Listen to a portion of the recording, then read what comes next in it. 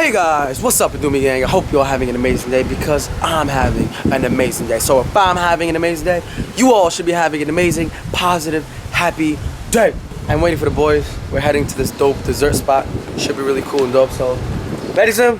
Yes, I'm ready, dude. Guys, tomorrow's gonna be a crazy, crazy day. I cannot wait because it's Friday, so it should be dope. Yeah, the legend was born. Who? The legend. I was born June 4. No? I'm just joking. July 15. Slim is born. Tomorrow's his birthday, so it should be crazy turn up birthday vlogs. What's up? Here with the homie Hector. All right. He found us here at this house. Sure did. His friend used to live somewhere around here. Up the street over there. So we're going to this dope dessert spot. Wow, this looks dope, bro. Yo, it's cold. Yeah. If you hold the thing, it's so freezing. Whoa. That whole thing was like gas going in.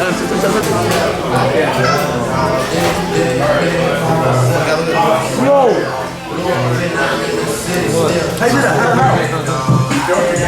It's like I'm smoking a hookah. This one? What the heck? Oh my god. Oh my god, it's stuck. You okay? Oh, yo. I was about to go off.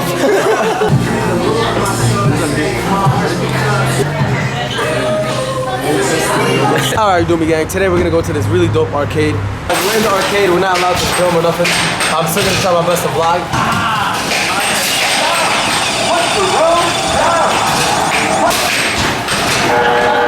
Oh my god!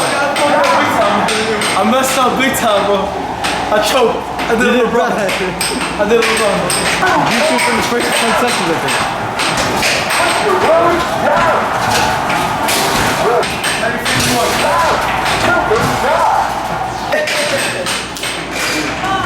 It's like he's a hater. I like he's a hater.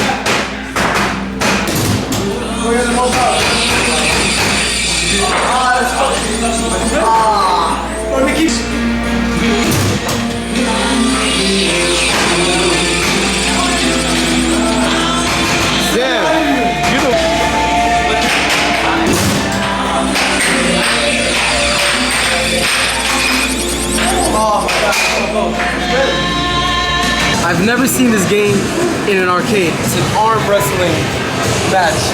I don't know how you're supposed to beat it, but...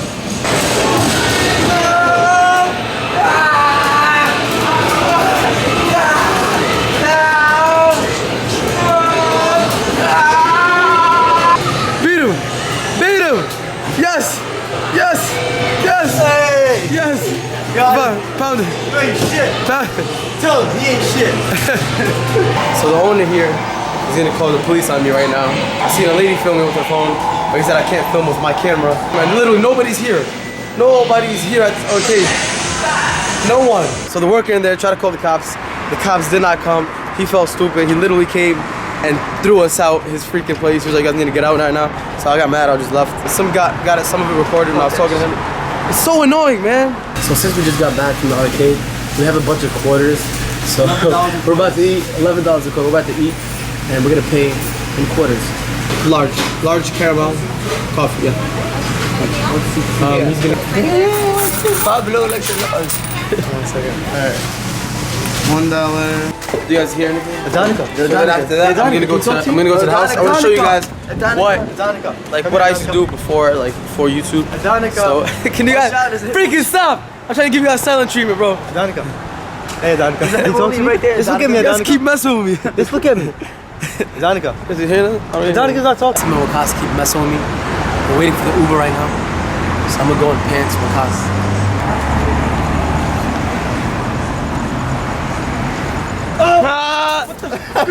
How you feel stupid now? What the heck? How you got 2 pairs of shorts on? This dude's wearing 2 shorts. He came prepared. He knows. He came prepared. I know it.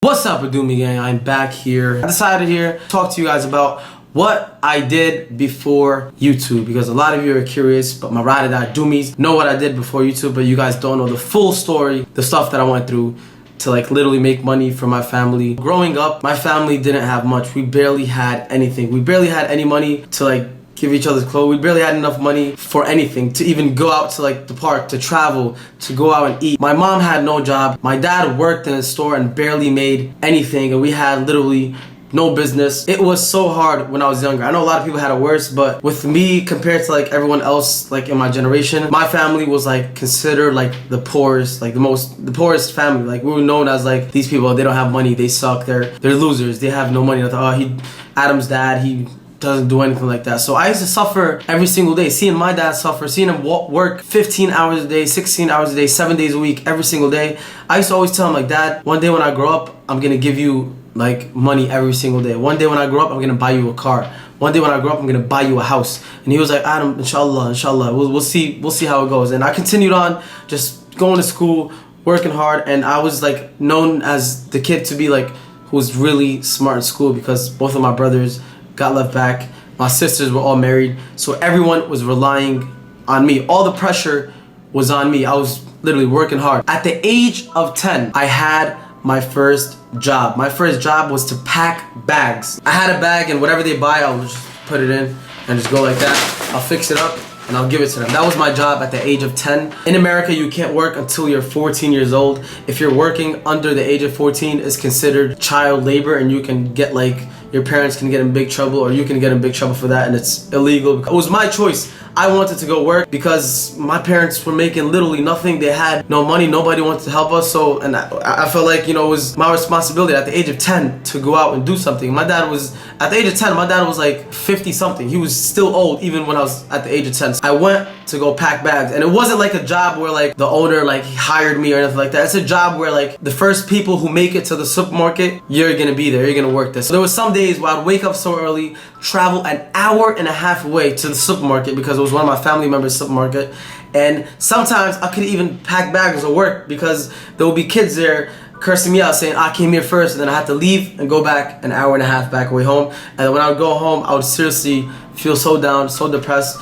and I would go tell my parents like I couldn't work. I tried to go and there was people working. I'd come back. My parents would be like, don't worry about it, it's okay, hopefully next time you can make it there even earlier. I used to rely on making tips. That was my only income. None of the workers there paid me, none of the owners there paid me. I had to rely on the customers tipping me. People would tip me 10 cents, 20 cents, and it meant the world to me, because I used to add up all the money, and I used to make around like $20 to $30 a day if I would, you know, work there. And I'll work for 12 hours. I would go straight home. I would give half my money to my mom and half my money to my dad, and they would be so happy. Even though it wasn't much for them, the fact that I would go all out to go work and give them my pay, they would be the happiest parents ever. I've never had a vacation with my family in my life. Like my whole childhood, I've never had a vacation. We couldn't afford no vacation or no nothing at all. And it killed me inside, because I would see my cousins and their family going to like Miami or Orlando, or like having this crazy Washington DC vacation, stuff like that, and I'll be stuck home in New York City doing nothing, just laying down looking to make some more money for my family. There was one day I went to go pack bags. I'm packing bags. I made it there early, and there was a kid. He came up to me. He's like, "Hey man, let me work. You're too young to work. Anyways, let me pack bags." Dude was like 20 years old, and I'm like, "God man, please, I can still pack bags too. Like, even though I'm 10, I can still pack bags and try to make money like for my family, just like how you're trying to make money. I want to work too." I didn't let him work because I didn't want to. Then he ended up calling the police on me and saying that my parents forced me to work, and they're giving me like child labor, and they're forcing me as a slave. The cops literally came to the supermarket, went to me and told me I had to leave. I'm too young to work. I'm not allowed to be here. You need to leave right now. I cried that day. I had to go home from the train, an hour and a half from Brooklyn all the way to Manhattan. I was crying the whole ride. It was the saddest thing ever, because my parents weren't forcing me, and as I told the cops, I was like, they're not forcing me. Like, you need to go right now before we drop you home. I had to stop working at the supermarket. I used to hate it when my parents used to be like, "Adam, hopefully you can get married and we can see your kids before you die." I hated that word, die. But Arab mothers, Arab dads, they use it like it's normal. So at the age of 14, I became a delivery man. I was 14. I was like, you know what? I can work at the age of 14. I went to go work with my cousins. So shout out to my cousins for letting me work. I went to go work, and I was like, you know what? I'm gonna work hard. Every weekend, Saturday and Sunday, I worked 12 hours. I was the fastest delivery boy ever. So a lot of people tipped me really good. I used to make around $80 to $90 a day, and I would give every single penny to my mom and dad, and they would get so happy. I worked as a delivery boy for about a year or two, and then after a while I quit and I decided to become a boxer. I'm like, Mom, I'm gonna become a boxer and I'm gonna make millions of dollars, and I'm gonna buy my dad a car, and I'm gonna buy like us a house, so I'm gonna do this. And my mom refused. She begged me not to be a boxer. My dad was supporting me. He was like, Dad, go, you got this, I believe in you. I had my first boxing match, I won, knocked the kid out. I had my second boxing match, I won again, and I knocked the kid out again. I was on a roll knocking kids out. I had my third boxing match, I won my first 13 boxing matches. But the only bad thing about boxing and being an amateur boxer was like all the bruises I had, all the bloody noses I had, all the bloody shirts I had. My mom hated it. My mom used to come to my boxing fights and like literally cry. She used to pray, she used to scream Allahu Akbar so loud, and I know, you know, Americans they don't know what that means, so when they hear that they're like looking around, and I'm there fighting, listening to my mom, my only fan. And this truly it's like, I don't know, it's like so hard because right now I have so many fans. I have so many Doomy gang right now. I had only 2 fans. My brothers and sisters were always at home or at school, so my mom and dad were always at my fights, and the opponent that I would fight, they would have so many fans. They had about hundreds of people screaming for them, hundreds of people saying their names. So when I would have my boxing fights, all I hear is booing, and all I hear is my mom and dad screaming at me, telling me what to do. Each fight I had, I was the most hated person there, but to be honest, that made me even stronger. It made me to like this tiger, this lion. I was like a robot, like a machine, because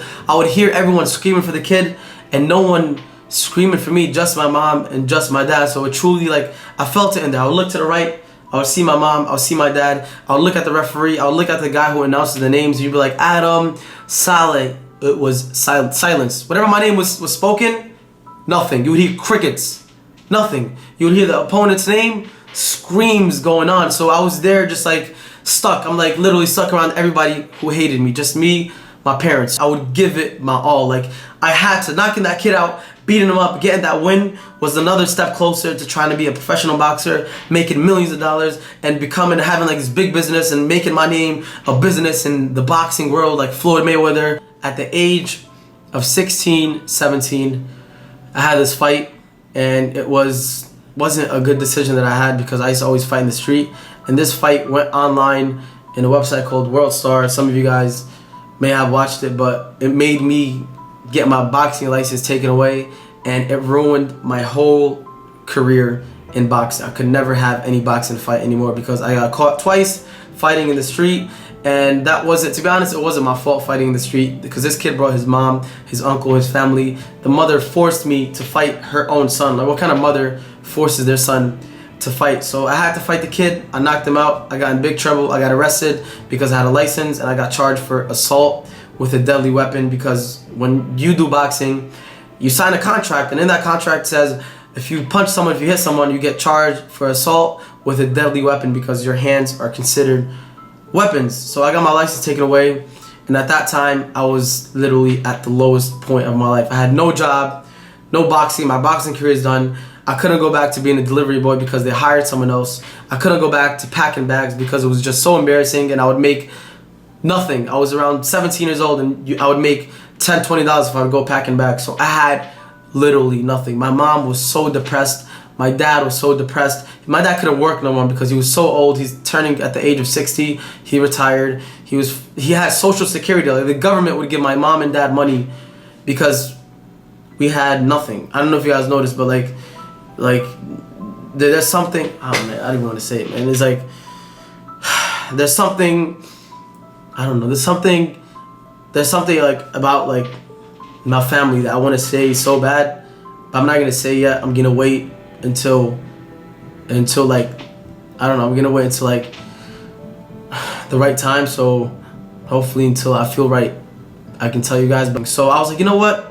I'm gonna switch my life around. I'm gonna be me. I'm gonna be Adam. I'm tired of being the way I am to impress other people, to impress my friends, to beat up someone and impress my friends. I'm gonna try to do something. I remembered at the age of around 12 to 13 years old, I used to make videos for like my family to watch. I used to impersonate my mom and dad, and I used to let them watch it like through my phone. I used to like impersonate my mom and like make fun of her in a funny way, and she would love it so much. So I'm like, let me try this thing called YouTube, because I heard about YouTube. Like, let me try this thing called YouTube. I made a YouTube channel, and I decided to just, I don't know, make funny videos, try to make people smile. So I used to have 1 view and like 10 subscribers, and seeing 1 comment meant the world to me. Like, it meant so much, seeing a positive comment from someone saying, wow man, you're amazing, keep it up. People would curse me out and they'll be like, Adam, stop doing, you're making a fool out of yourself, you're never gonna make it, you're never gonna go there, just quit, continue on what you're doing with your school, and just don't even do YouTubes. That made me want to go even harder. So I did this thing called the Ellen's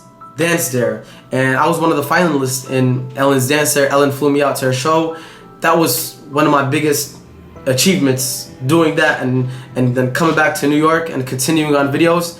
I started growing a little fan base, and I started calling them a Doomy Gang, and then I continued making videos here and there. I started making vlogs.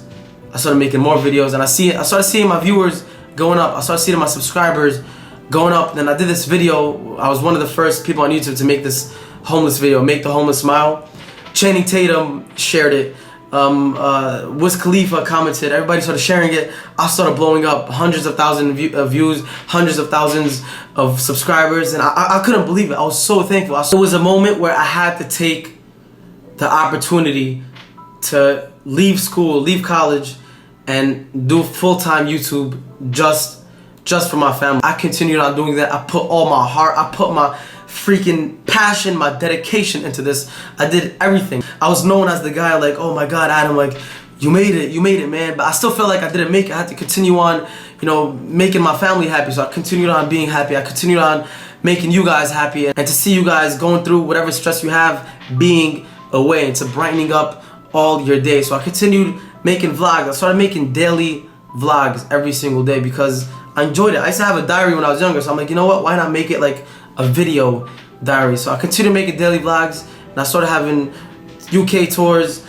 tours in Europe, shows in New York, shows in Toronto. Every little money I made from tours, YouTube, and like shows or whatever thing I had, I gave it to my mom, I gave it to my dad. The one thing with my mom, any money I gave her, she'll donate like 90% to a masjid or like to like a donation place. Everything good that happens in my life is because of my mom, because she makes so much dua for me, and I truly appreciate every single thing she does. So thank you so much, Mom, for all your dua. And the thing with my mom, no matter how much money I gave her, if it was $1, if it was $10,000, she would always tell me, Adam, make sure you stay real, make sure you stay close to Islam, make sure you stay praying and stay close to your family.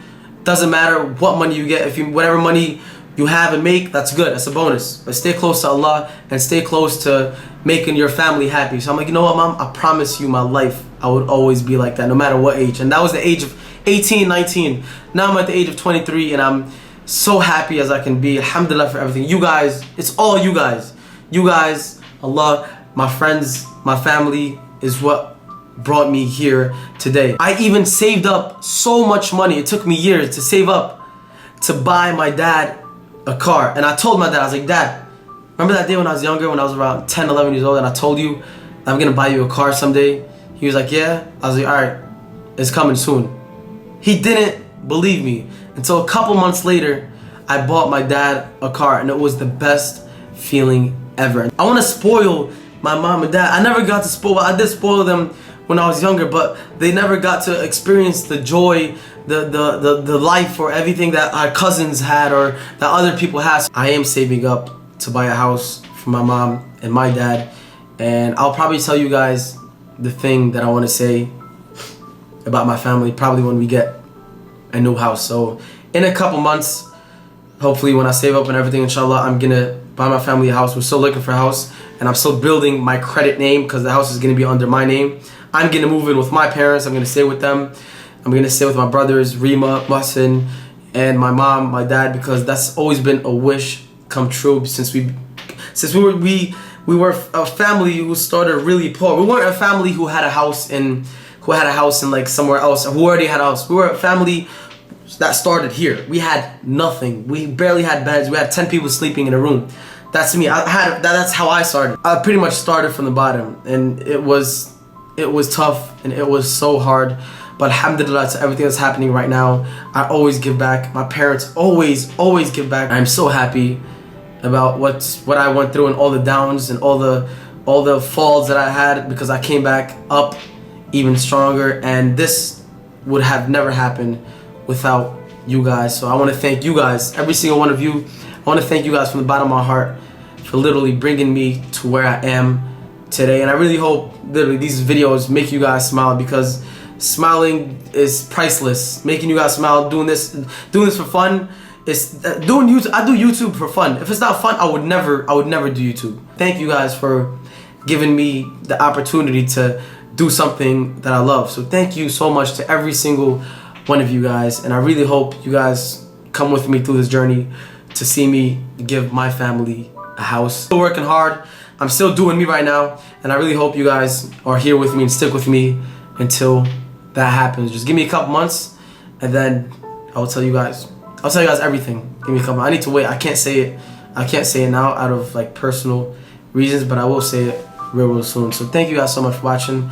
Give this vlog a thumbs up, and I'll see you guys tomorrow. Peace. I love you.